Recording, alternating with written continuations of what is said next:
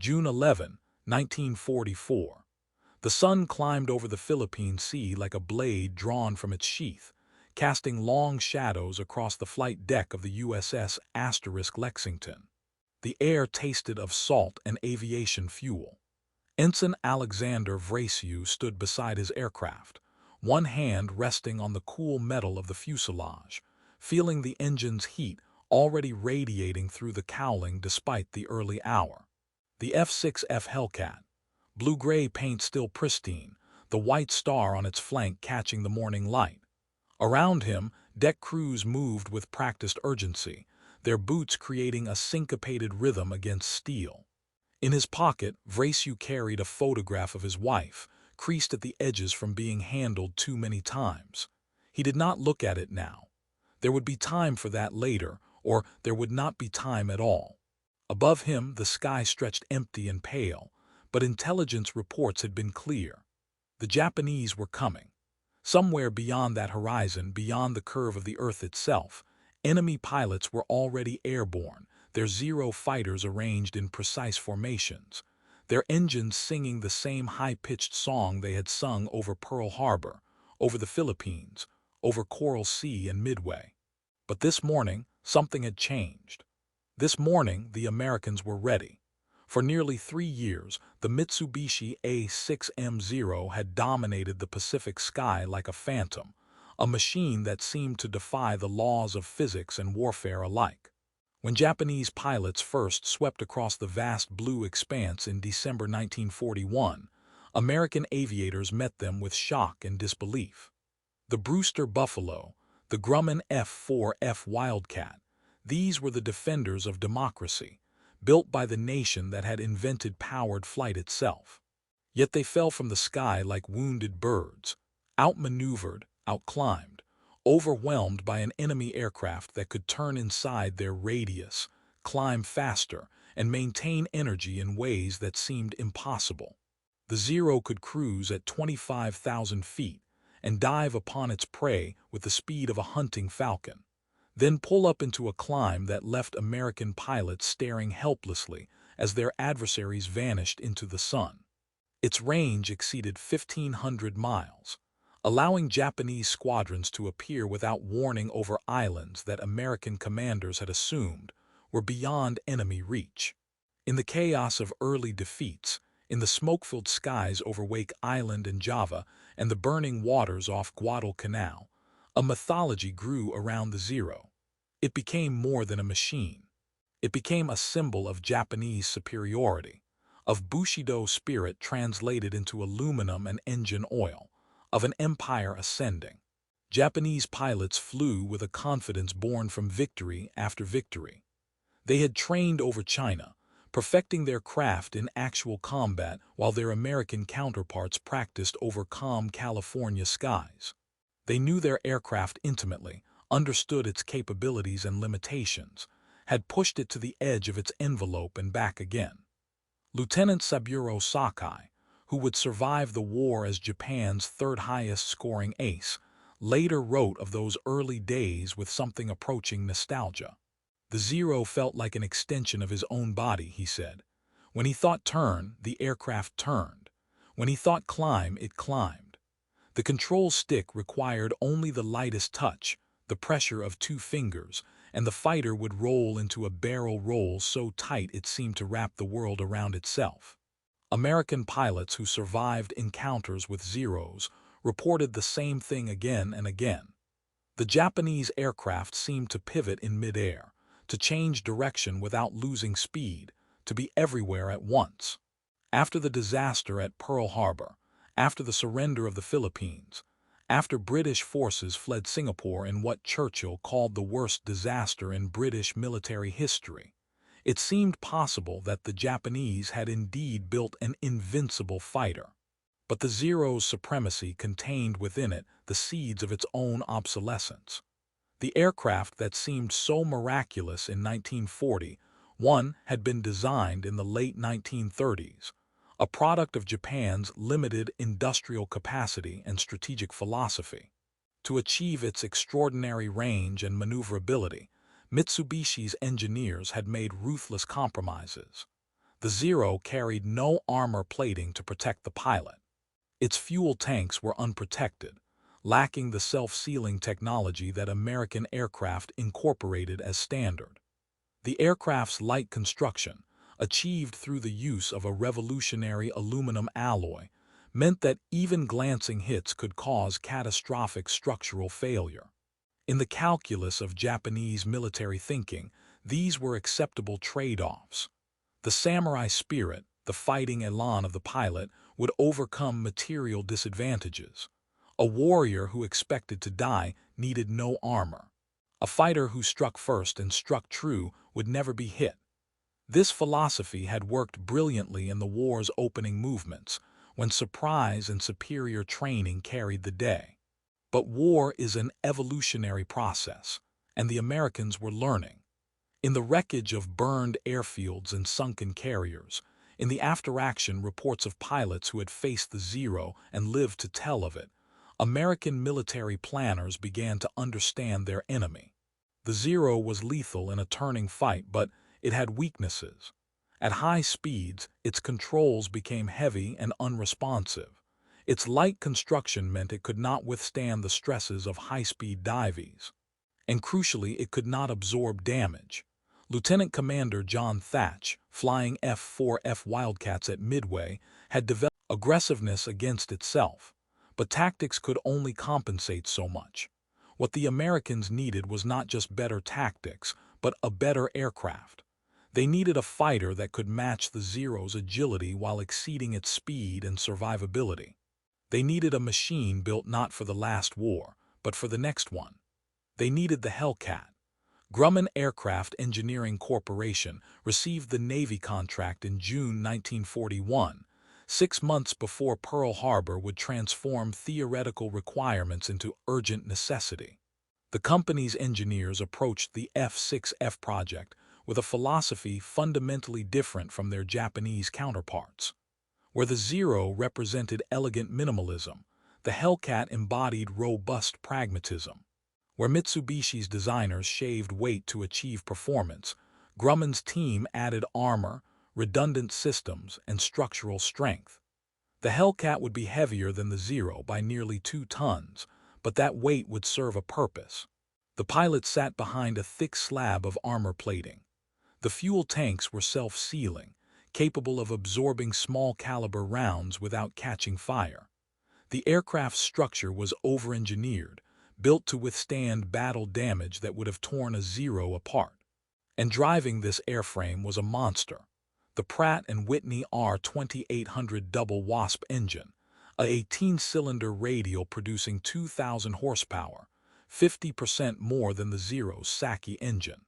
This was the American industrial philosophy made manifest. If you have the power, use it. If you have the resources, don't stint. Build it heavy, build it strong, build it to bring the pilot home. The prototype flew for the first time in June 1942, and by January 1943, the first F6F Hellcats were reaching combat squadrons in the Pacific. The pilots who transitioned to the new fighter found an aircraft that felt nothing like the Zero. It was heavy on the controls, requiring real physical strength to throw into a hard turn. It accelerated like a freight train, not with the Zero's immediate response but with gathering, irresistible momentum. In level flight, it could reach 380 miles per hour, 30 miles per hour faster than the Zero. In a dive, it could exceed 450 miles per hour, speeds at which the Zero's controls locked up entirely. And it could take punishment. Hellcats returned to carriers with holes punched through wings and fuselage, with cylinders shot out of their engines, with hydraulic lines severed and control surfaces damaged, and still they flew. Still they brought their pilots home. Ground crews marveled at the abuse the aircraft could absorb. One Hellcat returned with over 200 bullet holes. Another landed successfully with 3 feet of its wing missing. These were but Japanese pilots, insulated by their early victories and by the rigid hierarchy of their military system, remained largely ignorant of what was coming. Intelligence reports reached headquarters describing a new American fighter, But the men who had dominated the Pacific skies could not imagine that their supremacy might be ending. The Zero had been invincible. How could it suddenly become obsolete? Human psychology resists such reversals, and so when Japanese squadrons encountered Hellcats for the first time in combat, the shock was profound. Lieutenant Junior Grade Charles Brewer, flying from USS Essex during the Gilbert Islands campaign in November 1943, later described watching a Zero pilot attempt his standard maneuver, a tight climbing turn designed to get above and behind an American fighter. But the Hellcat simply powered through the climb, maintaining speed where a Wildcat would have stalled, and emerged above the Japanese aircraft. The Zero pilot, executing the maneuver that had worked countless times before, suddenly found himself trapped beneath an enemy he could not escape. Brewer's gun stitched a line across the Zero's unarmored fuselage, and the Japanese fighter tumbled toward the ocean trailing black smoke. It was the future, rendered in tracer fire and falling metal. Throughout late 1943 and into 1944, the mathematics of aerial combat in the Pacific began to shift with brutal finality. American pilots, trained in the Hellcat's strengths, learned to fight a different kind of battle. They did not dogfight. They did not attempt to turn with the Zero. Instead, they climbed high, used their superior speed to position themselves above enemy formations, then dove to attack, firing in a single high-speed pass before climbing back to altitude using the Hellcat's powerful engine and superior zoom climb capability. This was the boom and zoom tactic, and it negated every advantage the Zero possessed. The Japanese pilot who attempted to turn with a diving Hellcat found that his opponent simply pulled away, too fast to follow. The pilot who tried to dive away found his controls becoming sluggish and unresponsive, while the Hellcat remained agile even at terminal velocity. And when Japanese fighters tried to counterattack, their lighter armament, two 7.7 machine guns and two 20 cannons, proved inadequate against the Hellcat's robust construction. Zero pilots watched their rounds strike home, saw impacts across the American fighter's wings and fuselage, and expected to see fire or structural failure. Instead, the Hellcat simply continued on, absorbing damage that should have been fatal, its pilot protected by armor that made him nearly invulnerable to anything except direct hits from cannon shells. The kill ratios told a story that Japanese commanders could not ignore but could not fix. For every Hellcat lost in combat, American pilots claimed between 13 and 19 Zero fighters destroyed, depending on the analysis. These numbers, almost unbelievable in the history of aerial warfare, reflected not just superior equipment, but the compounding effects of industrial capacity and training systems. When an American pilot was shot down but survived, he was typically rescued by submarine or flying boat and returned to duty within days or weeks. When a Japanese pilot was lost, his experience and hard-won knowledge died with him. American replacement pilots arrived in theater with hundreds of hours of flight training, including advanced combat tactics practiced over stateside bases. Japanese replacements, as the war ground on and fuel became scarce, might have as little as 50 hours total flight time before being thrown into combat against veterans. The Hellcat was a superior machine, but it was more than that. It was the tip of a spear forged by an entirely different system of war production and human resource management. It was the product of a nation that could afford to train its pilots thoroughly, that could produce aircraft faster than they could be destroyed, that could develop new tactics and disseminate them across thousands of miles of ocean with terrifying efficiency. And the Japanese pilots knew it. In the diaries and letters that survived the war, in the testimony of prisoners and the rare personal accounts that emerged afterward, there runs a thread of growing desperation. Lieutenant Kuniyoshi Tanaka, shot down during the Battle of the Philippine Sea and rescued by American forces, later told his interrogators that he had watched his squadron mates fall one after another to the new American fighters. They fought with courage, he insisted, with the spirit of Bushido that had made them feared across Asia. But courage alone could not overcome the material disparity. His own Zero had been hit by a single burst from a Hellcat 6.50 caliber machine guns, each one capable of firing 800 rounds per minute, each one loaded with ammunition belts that mixed armor-piercing incendiary rounds with tracer and ball ammunition. The effect was like being hit by a circular saw, he said. His engine had seized immediately, oil and coolant spraying across his windscreen. He had managed to ditch in the ocean, but of the 16 aircraft his squadron had launched that morning, only 3 returned to their carrier. The mathematics were unsustainable. The Battle of the Philippine Sea, fought across 2 days in June 1944, represented the apotheosis of the Hellcat's dominance. American intelligence had learned that the Japanese were planning a major carrier operation, hoping to destroy American naval forces supporting the invasion of the Mariana Islands. The Japanese assembled 9 American defenses through sheer numbers. It was the same strategy that had worked at Pearl Harbor, the same belief in fighting spirit and offensive elan. But the Americans who waited for them were not the Americans of December 1941.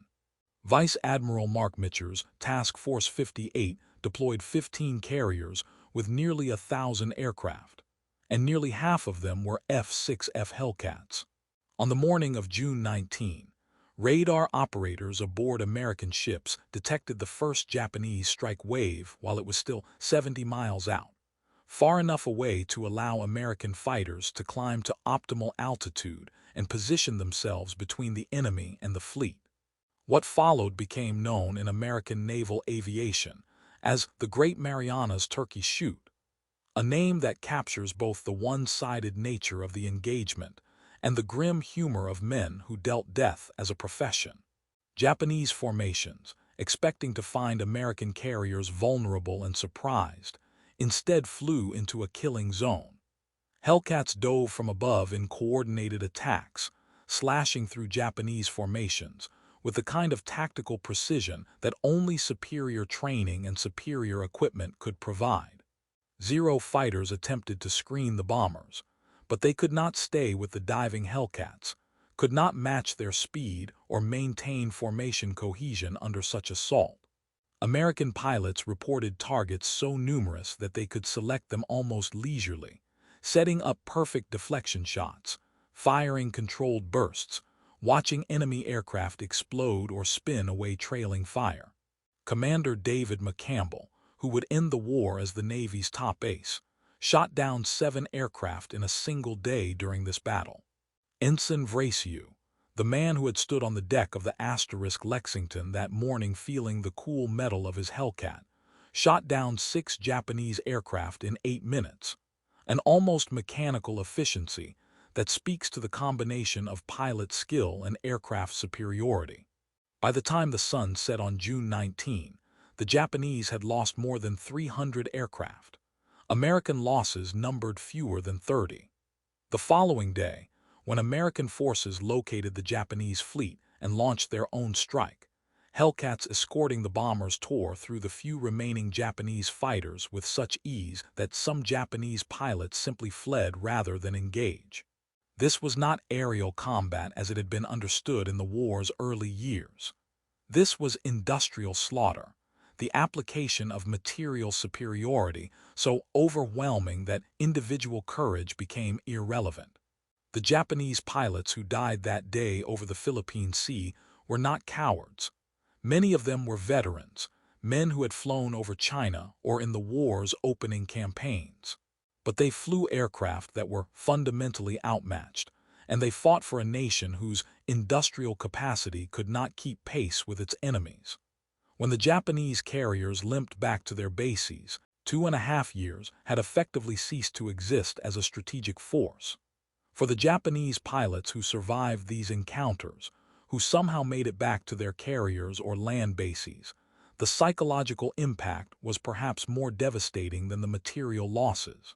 They had been taught that Japanese spirit was superior, that their martial culture and samurai heritage gave them advantages that no American could match.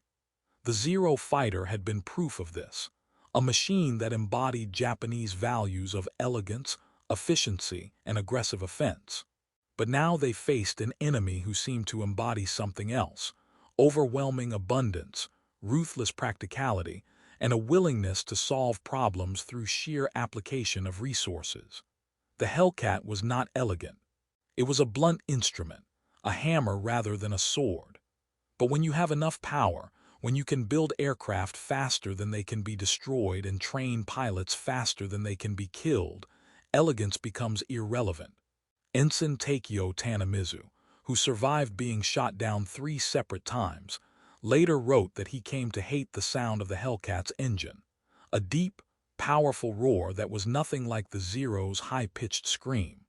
When he heard that sound above him, he knew he was about to be hunted, knew that his own aircraft's maneuverability would not save him, knew that the pilot above him could make mistakes and still win, because his aircraft could absorb the punishment that would kill a Zero pilot instantly. The symbolic weight of the Hellcat extended beyond its combat effectiveness. To American pilots, the aircraft represented their nation's industrial might and organizational competence.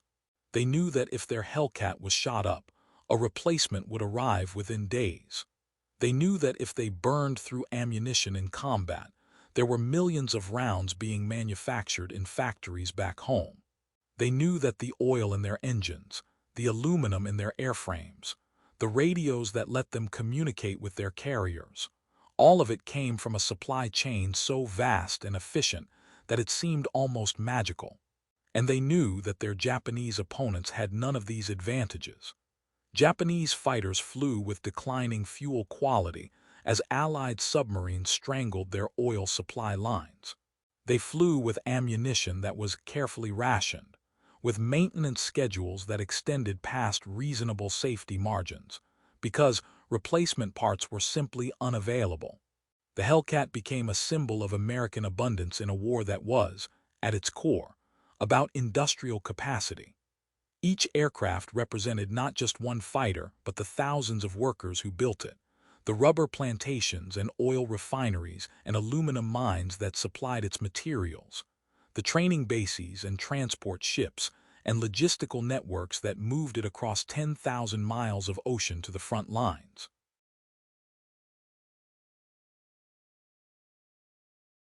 Japanese commanders understood this, even as they continued to send their pilots out in obsolete fighters. Admiral Jisaburo Ozawa, who commanded Japanese carrier forces at the Philippine Sea, later admitted that by mid-1944, he knew his pilots were hopelessly outmatched. But what could he do? Japan had no fighter that could match the Hellcat in development or production. The Kawanishi N1KJ Shiden, which showed promise, was produced in numbers too small to matter and arrived too late to affect the war's outcome. The Mitsubishi A7M, designed as the Zero's successor, never reached combat at all. Japanese industry was being crushed under American strategic bombing, starved of raw materials by submarine blockade, and disrupted by the steady loss of skilled workers to military conscription. Even if Japanese engineers designed a superior fighter, there was no industrial capacity to build it in meaningful numbers. And so the Zeros kept flying, their pilots growing younger and less experienced, their survival rates plummeting, while the Hellcats multiplied. By late 1944, the United States was producing more Hellcats in a single month than Japan was producing fighters of all types. The mathematics were not just unfavorable, they were impossible. For the young Japanese pilots who flew their first combat missions in 1944 and 1945, the Zero fighter represented not triumph, but a kind of death sentence. They trained in aircraft that were falling apart from age and poor maintenance. They practiced with minimal fuel allocations. They listened to their instructors, the few who had survived the battles of 43 and 44, speak about the American fighters with a mixture of fear and respect that bordered on superstition. And then they flew out to meet enemy formations that outnumbered them 5 to 1, 10 to 1, sometimes 20 to 1, flown by pilots who had been trained for 2 years and who flew aircraft that seemed impervious to damage. The average survival time for a Japanese naval aviator in late 1944 was measured in weeks, sometimes days. Some pilots never returned from their first combat mission. The few who survived multiple encounters spoke of the Hellcat as though it were supernatural, as though American pilots had made some bargain that granted them invulnerability.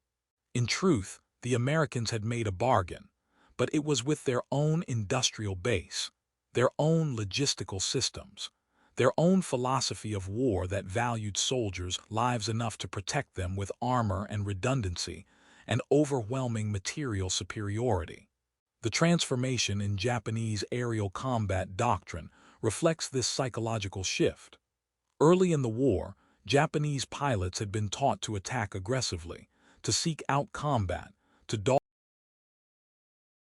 Hellcats if possible, to target bombers instead, to hit and run rather than engage in extended combat. When even that proved unsustainable, when the kill ratios became so lopsided that conventional tactics were clearly futile, the Japanese military embraced the kamikaze, suicide attacks that transformed the pilot himself into the weapon. This was the final admission that Japanese fighters could no longer compete with American aircraft in conventional combat. Better to die certainly, achieving at least some damage, than to die probably while achieving nothing. The kamikaze represented many things: desperation, fanaticism, the exploitation of young men's lives by an authoritarian regime. But it also represented a kind of acknowledgement that the Hellcat and the system that produced it had won the air war absolutely and finally. The 6.50 caliber machine guns mounted in the Hellcat's wings became, in their way, as symbolic as the aircraft itself. Each gun could fire 800 rounds per minute, and the Hellcat typically carried 400 rounds per gun, giving a pilot about 30 seconds of continuous fire. But combat firing was done in short bursts, 2 or 3 seconds at a time, meaning a Hellcat could make multiple attacks before exhausting its ammunition. The guns were mounted to converge at a specific point, typically 300 yards ahead of the aircraft, creating a cone of fire dense enough to saw through aluminum and steel. Japanese pilots who survived being hit by Hellcat fire described it as being struck by a wall, a sudden hammering impact that seemed to come from everywhere at once. The .50 caliber round was large enough to cause catastrophic damage to the Zero's unarmored structure, but small enough to be carried in large quantities. It was, like the Hellcat itself, a practical compromise that reflected American military philosophy, not the perfect round for any one purpose, but a round that could do multiple jobs well enough and could be produced in quantities that made perfect unnecessary. The Hellcat's war record stands as one of the most impressive in aviation history. Of the approximately 5,000 Japanese aircraft claimed destroyed by U.S. Navy pilots during World War II, Hellcats accounted for roughly 75% of them. This figure likely includes some overclaiming. As aerial combat statistics always do in the chaos of dogfights, multiple pilots might claim the same kill, or aircraft claimed as destroyed might actually have limped home damaged. But even accounting for exaggeration, the Hellcat's dominance is undeniable. It flew in every major naval engagement from late 1943 until the war's end. It escorted bombing raids against Truk, Palau, and the Philippines. It flew combat air patrol over the invasion beaches of Iwo Jima and Okinawa. It hunted Japanese aircraft over their own home islands as American carriers operated with weeks, and it did all this while maintaining operational readiness that would have seemed impossible to pre-war planners. Hellcats could operate from carriers in conditions that would have grounded other aircraft. They could be maintained by crews with minimal specialized training. They could absorb battle damage and remain airworthy. They were, in the most fundamental sense, weapons built to fight a long war by a nation that understood industrial warfare. The men who flew the Hellcats became legends. McCampbell, Vrasiu, Cecil Harris, Patrick Fleming, dozens of aces who each shot down 5 or more enemy aircraft. But the Hellcats' real success was not in creating aces. It was in keeping alive the hundreds of average pilots, the men who flew competently but not brilliantly, who would have died in earlier aircraft but who survived in Hellcats because the aircraft protected them. For every ace who shot down 20 enemy fighters, there were 50 pilots who shot down 1 or 2, who flew their missions and returned safely, who lived to fly again the next day and the day after that.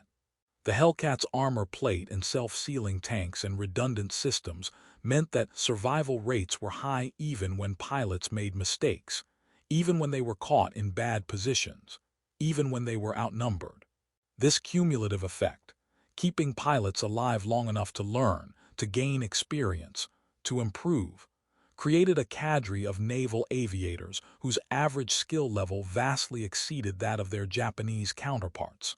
By 1945, the Americans were fielding pilots with hundreds of hours of combat time, while the Japanese were sending up teenagers with barely enough training to take off and land. Lieutenant Saburo Sakai, the Japanese ace who had praised the Zero so highly in the war's early years, survived until the surrender and afterward wrote with remarkable honesty about what had gone wrong. The Japanese military, he believed, had committed a fundamental error in believing that spirit could overcome material reality. Yes, Japanese pilots had fought bravely. Yes, they had been willing to die for their emperor and their nation. But bravery without adequate equipment was simply waste. He had watched too many skilled pilots, men he had trained with and flown alongside, die in obsolete fighters because their nation could not give them better tools. He had watched American formations grow larger and more confident, while Japanese formations shrank and grew more desperate. And he had understood, long before the official surrender, that the war was lost in the factories and training fields of America, lost before many of the battles were even fought. The Hellcat, he said, was the symbol of that loss, an aircraft that was not necessarily brilliant but was more than good enough, produced in numbers that made Japanese resistance futile. The sound of the R-2800 engine, that deep thunder that Japanese pilots learned to fear, echoed across the Pacific in the war's final year like a prophecy fulfilled. When American forces invaded the Philippines, it was Hellcats that cleared the skies above the beaches. When the landings at Iwo Jima and Okinawa turned into brutal grinding battles, it was Hellcats that provided air cover, that shot down the kamikaze attacks before they could reach the fleet, that gave American ground forces the security of knowing the sky belonged to them absolutely. And when the strategic bombing campaign against the Japanese home islands intensified, when B-29 superfortresses flew north from the Marianas to burn Japanese cities, it was Hellcats that escorted them, that fought off the few remaining Japanese interceptors, that demonstrated in the most visible way possible that Japan had lost control not just of the Pacific, but of its own airspace. The aircraft that Japanese pilots had once dominated with their elegant Zeros now flew wherever they wished, and there was nothing Japanese air defenses could do to stop them. In the aftermath, in the years when historians and military analysts dissected the Pacific War to understand how Japan had gone from Pearl Harbor's triumph to Hiroshima's ashes, the Hellcat appeared again and again as a turning point. It was not the only reason for Allied victory. Submarines, code-breaking, strategic bombing, and raw industrial production all played crucial roles. But the Hellcat represented something psychologically powerful.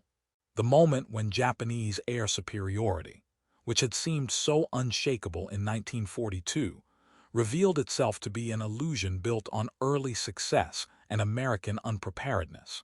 The Hellcat showed that American engineering, when given time to respond to a challenge, could produce weapons that were not just competitive but superior. It showed that American training systems could create large numbers of competent pilots, not just a small elite. And it showed that American industry could sustain production rates that Japan could not hope to match. Every Hellcat that rolled off Grumman's production lines in Bethpage, Long Island, was a physical manifestation of American strength, a blue-gray promise that this war would be won not just through courage or strategy, but through the simple application of overwhelming force.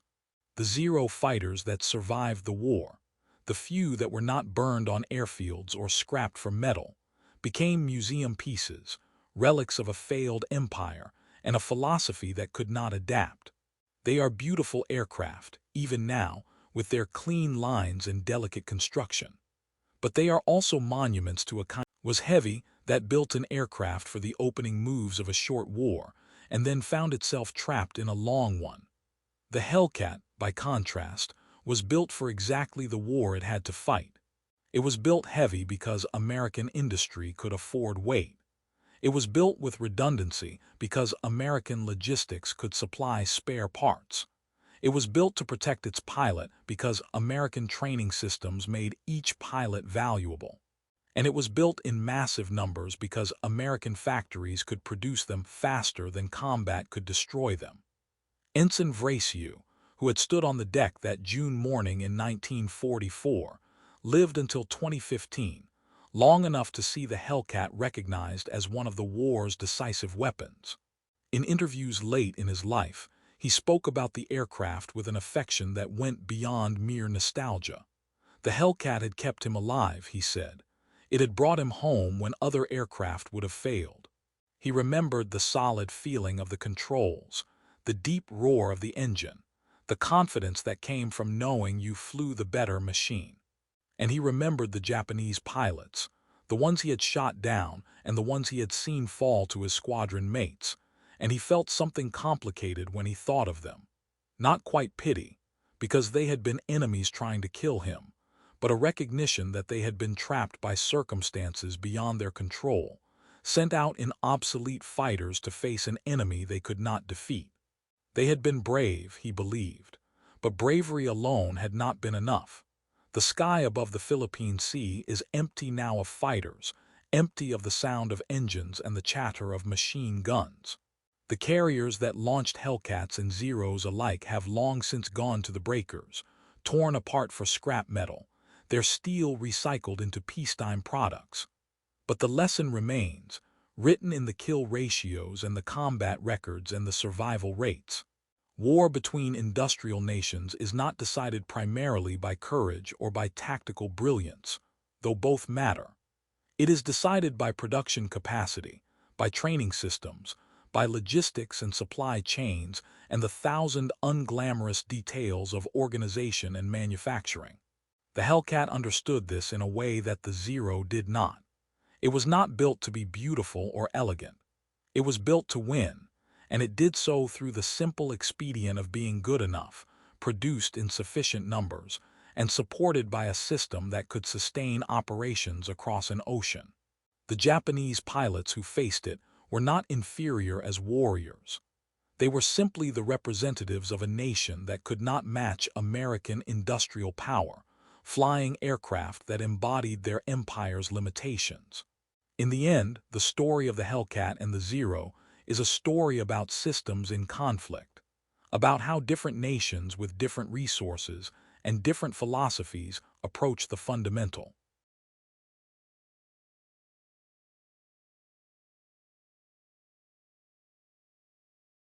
problem of modern warfare. Japan built a fighter that maximized performance through weight reduction and pilot skill. America built a fighter that maximized survival through armor and redundancy. Japan trained a small number of elite pilots to extraordinary levels. America trained large numbers of pilots to competent levels. Japan built aircraft slowly, carefully, with craftsmanship that bordered on artistry. America built aircraft rapidly, pragmatically, with techniques borrowed from automotive production lines. And when these systems met in combat over the vastness of the Pacific, one proved sustainable and the other did not. The Hellcat's victory was not just the victory of one aircraft over another. It was the victory of one kind of warfare over another, of industrial abundance over elegant scarcity, of systems thinking over individual heroism. The Japanese pilots who watched Hellcats tear through their formations were not just witnessing the defeat of their air force. They were witnessing the defeat of their entire strategic philosophy, rendered visible in tracer fire and falling metal. The sound of that R-2800 engine, that deep American thunder, still echoes in memory, and in the handful of Hellcats that remain airworthy, flown now at air shows by pilots who never faced an enemy but who understand what the aircraft represented. It was the sound of power, yes, but also the sound of a particular kind of democracy, the democracy of industrial capitalism, which could mobilize resources on an unprecedented scale, which could turn factories and workers and raw materials into weapons faster than those weapons could be destroyed. It was not a gentle sound or a beautiful one. It was the sound of hammers in factories and riveters on assembly lines, the sound of a continent's worth of resources being shaped into tools of war.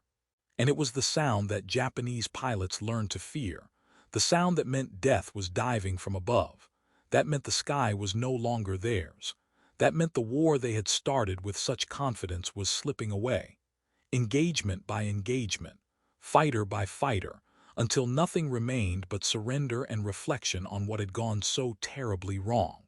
The Hellcat did not win the Pacific War alone, but it won the air war, and in doing so, it demonstrated a truth that would echo through the rest of the century. That in industrial warfare, the nation with more resources, better organization, and greater productive capacity will prevail, no matter how brave or skilled its opponents might be. This was the lesson written in the Pacific sky, written in aluminum and gunpowder, and the bodies of young men who fell like rain into an indifferent ocean. And it remains true today.